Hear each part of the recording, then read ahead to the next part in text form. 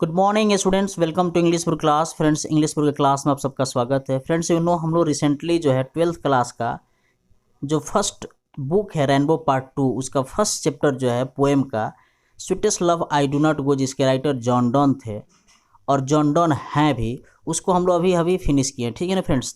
तो हम लोग अभी जो है क्लास में फर्स्ट क्लास में हम लोगों ने देखा था उसका इंट्रोडक्शन और थीम ऑफ दी चैप्टर, और सेकेंड क्लास में हम लोगों ने देखा था लाइन बाय लाइन एक्सप्लेनेशन, और आज के थर्ड क्लास में मैं आपको कुछ टॉप 10 ऑब्जेक्टिव क्वेश्चंस लेके आए हैं, गेस क्वेश्चन, जो आपके बिहार बोर्ड के लिए बहुत इंपॉर्टेंट होने वाला है। फ्रेंड्स, अगर प्रीवियस क्लास को ज्वाइन नहीं किए थे तो आपसे रिक्वेस्ट है कि मैंने उसका प्लेलिस्ट भी बना दिया है और उसका जो है डिस्क्रिप्शन बॉक्स में भी लिंक दे दिया है। फ्रेंड्स, जाकर आप वहाँ प्राप्त कर सकते हैं। तो आइए आज की क्लास में हम लोग मोस्ट इंपॉर्टेंट क्लास शुरू करते हैं। आपको पता होना चाहिए कि sweetest love I do not गो, जिसके राइटर हैं जॉन डॉन, उनका जन्म आपसे पूछ लिया जा सकता है 1572 में हुआ था। 1572 में उनकी डेथ जो है 1631 में हुई थी, है ना, 1631 में। तो इस तरह से आपका क्वेश्चन ये भी बन सकता है। इसके साथ साथ मैं आपको बताया था कि was the pioneer of a new kind of lyrical and satirical verse called the metaphysical. मतलब लिरिक भी लिखते थे, गीत वाला भी पोएम लिखते थे, सटायर भी लिखते थे और व्यंग मतलब सटायर का मतलब हो गया व्यंग भी लिखते थे, जिसको आप मेटाफिजिकल पोएम भी कहते हैं, पोएट भी कहते हैं। जो आपके sweetest love I do not गो किस प्रकार का पोएम है, तो मेटाफिजिकल भी कह सकते हैं। सॉरी, पोएट है तो मेटाफिजिकल पोएट है। ठीक है ना। मेटाफिजिकल पोएट का मतलब होता है जो क्या बोलते हैं उसको, रिलीजन से जो ज़्यादा लगाव रखता हो, जो रिलीजन से ज़्यादा जुड़ा हो, है ना, जुड़ा हो, तो उस तरह से आप कह सकते हैं। तो आइए आज का क्लास में हम लोग फर्स्ट क्वेश्चन देखते हैं। फर्स्ट क्वेश्चन लिखा है, who has compose the poem sweetest love I do not गो। आपको पता है, इस पर अभी में हम लोग पढ़ ही रहे हैं, तो आपका ऑप्शन हो जाएगा जॉन डॉन। ठीक है फ्रेंड्स। अब क्वेश्चन नंबर सेकेंड लिखा है, John Donne was a pioneer, है ना, पायोनियर ऑफ क्या। आप ये नहीं हो सकता, ऑप्शन आपका बी हो जाएगा, मेटाफिजिकल पोएट्री। ठीक है। अब आइए क्वेश्चन नंबर हम लोग थर्ड देखते हैं। Sweetest love I do not go is dash. तो sweetest love I do not go क्या है, आप बताइए। ऑप्शन आपका क्या हो जाएगा, लिरिक है। लिरिक मतलब गाना वाला है। ठीक है ना। सोनेट नहीं है, ऑड नहीं है, बैलेड नहीं है। आपको क्लास में हम बताएंगे सोनेट क्या होता है।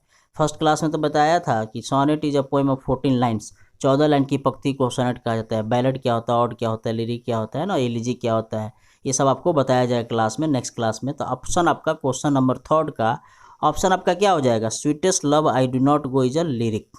Okay friends. क्वेश्चन नंबर 4 देखते हैं। Sweetest love I do not go has been address to. मतलब sweetest love I do not go address किया गया है जॉन डॉन के द्वारा। किसको एड्रेस करते हैं, आपको याद होना चाहिए। उनकी पत्नी थी अन्य मोर, ANNMORE, अन्य मोर, जो उनकी पत्नी थी, है ना, उनको एड्रेस करते हैं। तो डॉन्स वाइफ कह सकते हैं। ठीक है ना फ्रेंड्स। डॉन्स वाइफ माने अपनी पत्नी को एड्रेस करते हैं। वह देश विदेश की यात्रा पर जाना चाहते हैं, जबकि पत्नी आशंकित है कि हमारे हस्बैंड को, हमारे बिलवेड को कुछ हो जाएगा, इसलिए वो उसको मना करती है। फिर भी कैसे समझाते हैं, क्यों समझाते हैं, इसका एक्सप्लेनेशन मैंने ऑलरेडी दे चुका है फ्रेंड्स। तो आइए क्वेश्चन नंबर 5 देखते हैं। The association of poem sweetest love I do not go is Donne's. मतलब जो एसोसिएशन है, जो जुड़ा हुआ है, जो लगाव है, किसके साथ है ना। तो आपका ऑप्शन हो जाएगा कॉन्टिनेंटल ट्रिप, है ना। कॉन्टिनेंटल ट्रिप का मतलब हो गया आपका देश विदेश की यात्रा पर। ठीक है। क्वेश्चन नंबर आज का हम लोग 6 देखेंगे। क्वेश्चन नंबर 6 कह रहा है friends, Donne presents himself in sweetest love I do not go in dash. ठीक है ना फ्रेंड्स। जो डन है, मतलब जो राइटर हैं, वो अपने आप को प्रेजेंट्स करते हैं sweetest love I do not go में। ऑप्शन आपका ए हो जाएगा, the first person singular number, मैंने फर्स्ट अपने आप के लिए, है ना, फर्स्ट पर्सन प्लूरल नंबर के लिए नहीं करते हैं और ये भी नहीं करते हैं। तो आपका ऑप्शन क्या हो जाएगा फ्रेंड्स, क्वेश्चन नंबर 6 का ए ऑप्शन हो जाए।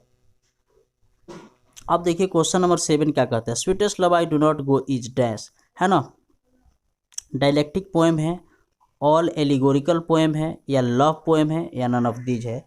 तो 7 का आपका ऑप्शन हो जाएगा सी, एक लव पोएम है। ठीक है ना। एलिगोरिकल पोएम उसको बोलते हैं जो आपका पशु, कैटल पर लिखा जाता है ना, पास्टोरल पोएम, एलिगोरिकल, है ना, पास्टोरल, एलिगोरी। ठीक है ना।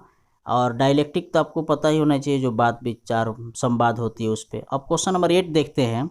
Don is well known for his dash, है ना। तो आपको याद होना चाहिए, फर्स्ट मैंने बताया था, सरमन्स के लिए भी जाने जाते हैं, सॉन्ग्स एंड सॉनेट्स के लिए भी जाने जाते हैं, सटायर के लिए भी जाने जाते हैं।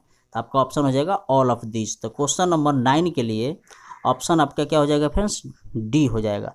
इन the poem sweetest love I do not go die stand for dash, ठीक है ना friends, die stand for dash. तो sweetest love I do not go में जो आपका स्टैंड फॉर डैश, तो आप कह सकते हैं किसके लिए डाई किया गया है, यहाँ डाई डी वाई डी, अब देखिए लिखा है डी वाई ई, किसको सूचित करता है, स्टैंड्स फॉर मतलब किसको सूचित करता है, तो टू डाई माने मरने को, है ना, पेंट को नहीं करता है। अब आइए आज के क्लास में हम लोग लास्ट क्वेश्चन देखते हैं। Sweetest love I do not go may be compare with Shakespeare's dash, ठीक है ना। Sweetest love I do not गो जो पोएम है वो शेक्सपियर के कौन से पोएम से जो है ना आपका कंपेयर किया जा सकता है, ठीक है फ्रेंड्स। तो आप बताइए आपको कोई याद है शेक्सपियर का कौन सा, ऑल द वर्ल्ड से स्टेज, ये नहीं हो सकता है।